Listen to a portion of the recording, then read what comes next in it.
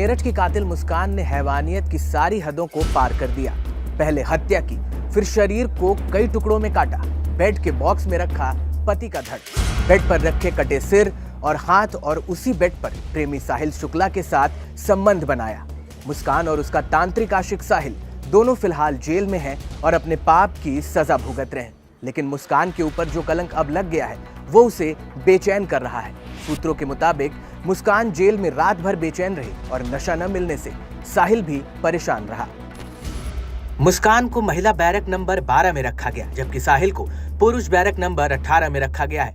मुस्कान ने किसी से बातचीत नहीं की, उसने दिया गया खाना भी नहीं खाया। जेल सूत्रों ने बताया कि मुस्कान रात भर रोती रही। ये कातिल लव कपल मेरठ के चौधरी चरण सिंह जिला कारागार में बंद है। इस हत्याकांड की जब कड़ियां खुली तो लोग दंग रह गए कि इतनी हैवानियत भला अपने पति के लिए किसी के मन में कैसे हो सकती है। हर दिन मेरठ केस में नए नए खुलासे हो रहे हैं। हत्याकांड की जांच में पुलिस एक एक कड़ी जोड़ रही है। ड्रम, चाकू, नशा, तंत्र मंत्र और नशीली दवा ये इस केस के मुख्य आधार हैं जिससे पुलिस खंगाल रही है। लेकिन अब इस मामले में एक और बड़ा खुलासा हुआ है। वो ये कि सौरभ के भाई बबलू ने दावा किया कि सौरभ लंदन से लाखों पाउंड लेकर आया था। मुस्कान हीरोइन बनना चाहती थी, जिसके लिए वो घर से एक बार भाग भी चुकी थी और इसी बात को लेकर तलाक का केस भी फाइल हुआ था।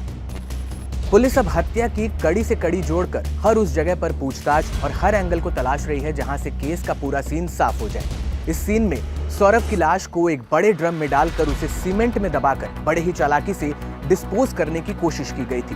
ड्रम बेचने वाले सैफुद्दीन से जब इस मामले पर पूछताछ हुई तो उसने बताया कि एक महिला उसके पास आई थी और बिना मोलभाव किए 1100 रुपए में ड्रम खरीद कर ले गई। ड्रम बेचने वाला भी ये जानकर दंग रह गया कि इसका इस्तेमाल लाश रखने के लिए हुआ था। कभी जिंदगी में सोचा नहीं था और सोच के बहुत बुरा लग रहा कि मतलब उन्होंने ड्रम का इस्तेमाल करा, मतलब अच्छा तो नहीं लगा। भाई आपका तो काम ही है ड्रम। जी हमारा ड्रम का काम है, अच्छा तो नहीं लगा। ड्रम खरीदा गया था तेरे यहाँ पे, पुलिस आई थी, क्या पूछताछ करी उन्होंने? पुलिस वालों ने खाली सिर्फ यूं ही पूछा क्या नाम है, ड्रम हमारे यहाँ से लेके गए जी लेके गए। कब लेके बताया नहीं उन्होंने। कब लेके गई थी? कौन आया था ड्रम लेने के? ड्रम लेने लड़के आई थी। कब? सुबह का टाइम। क्या बोला था लड़की ने? क्या आगे? ड्रम चाहिए नाच के लिए। अच्छा, तो कितने पैसे बताए आपने? 1100 रुपये बताए। तो कितने कोई बार्गेनिंग नहीं करी? जी नहीं, 1100 रुपये देकर चले गए। आपको अक्सर देखा जाता है कि महिला का केस समाज देखिए तो बार्गेनिंग करती है और आपने वोट चोरी नहीं करा। तो ध्यान नहीं, बस खाली देके चले। मुस्कान भले ही 9वीं फेल थी, मगर उसके शैतानी दिमाग के आगे किसी को ये शक नहीं हुआ कि इस औरत के दिल में कितने खौफनाक हत्या की प्लानिंग छिपी हुई है। वो 5 महीने पहले से ही सौरभ को मौत की नींद सुलाने की तैयारी में लग गई थी। सौरभ बड़े ही खुशी से बर्थडे मनाने लंदन से मेरठ आया था, लेकिन मुस्कान उसकी जिंदगी पर 4 मार्च की रात अपने तांत्रिक आशिक के साथ फुल स्टॉप लगा देती है। खाने में नींद की दवा मिलाकर सौरभ को पहले बेहोश करने की साजिश रची गई। हत्या करने के लिए कहां से चाकू लिया गया था ये बात अभी तक साफ नहीं है, लेकिन जब पुलिस पास की दुकान पर पूछताछ के लिए पहुंची तो सुनिए दुकानदार ने क्या बताया।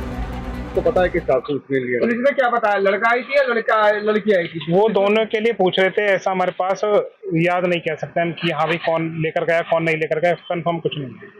अभी आपने बताया जैसा आपने कि न्यूज़पेपर में उसके पिता की भी तस्वीर देखी, पिता को साथ कहीं ना कहीं आप जानते हैं। हाँ, पिता को जानते हैं क्योंकि ये ब्रह्मपुर इलाका हमारे सामने ही पड़ता है, शारदा रोड पर नजदीकी है, ऐसे बहुत ज्यादा दूरी नहीं है। आपको लगता है कि वो यहीं से लेना आई होगी क्योंकि लड़की को मैं नहीं पक्का नहीं कह सकता। यही वजह है कि मेरठ पुलिस जब साहिल और मुस्कान को कोर्ट में पेश करने ले जा रही थी तब वहां मौजूद वकीलों ने नारेबाजी करते हुए दोनों आरोपियों पर हमला किया। इसके साथ ही सोशल मीडिया पर भी लोग इन्हें जमकर खरी खरी सुना रहे हैं। बहरहाल सौरभ का मर्डर जिस निर्ममता के साथ किया गया उससे अवैध संबंधों के तार तार होते रिश्तों और जार जार बिखरते भरोसे को फिर से नुमाया किया है।